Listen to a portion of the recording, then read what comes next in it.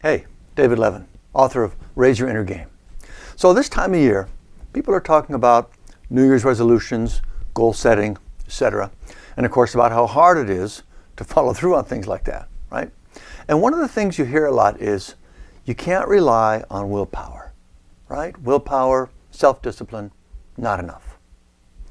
This makes me a little crazy because it's so clearly not true, for one, but worse, the idea keeps people from working on what is actually the best way to improve your life.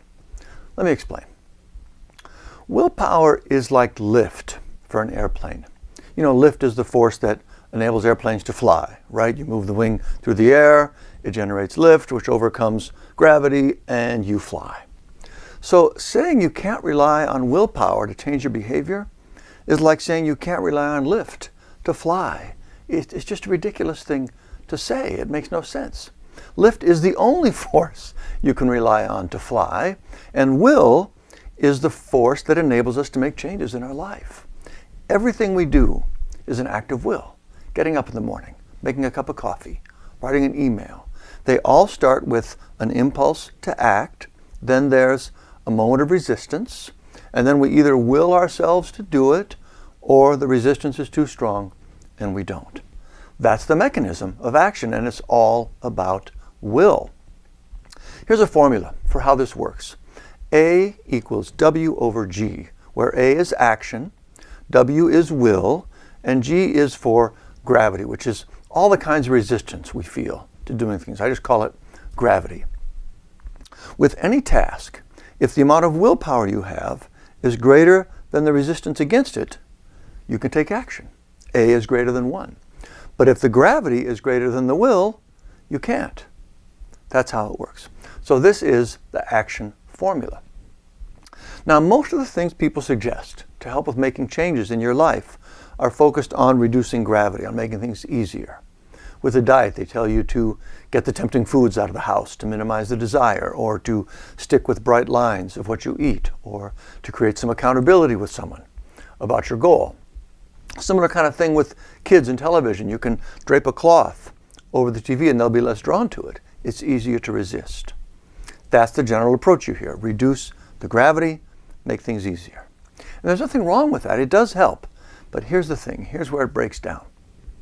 First, it misses the reality that the claim itself is mistaken, that you can't rely on will.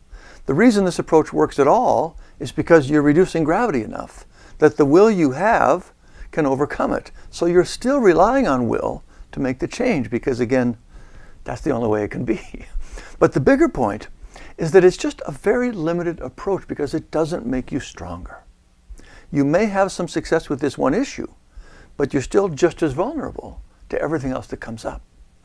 But when you take the approach of strengthening your willpower, not only does it help with the one issue, but it also helps in every other area of your life. So it's just a much better way to go. But this advice to ignore willpower keeps us from doing that. We shouldn't be dismissing willpower. We should be embracing it and celebrating it and working on it. It truly is the magic bullet of self-improvement. I think the real problem is that people don't think you can do that. They don't think you can strengthen your will. But it's just not true. You can, and it's surprisingly easy to do. In fact, in many ways, that's what my book, Raise Your Inner Game, is about.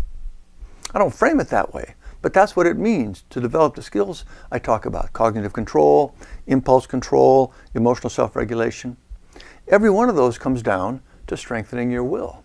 And that's what you ultimately learn to do in the book and in the workshop, Raise Your Inner Game Live.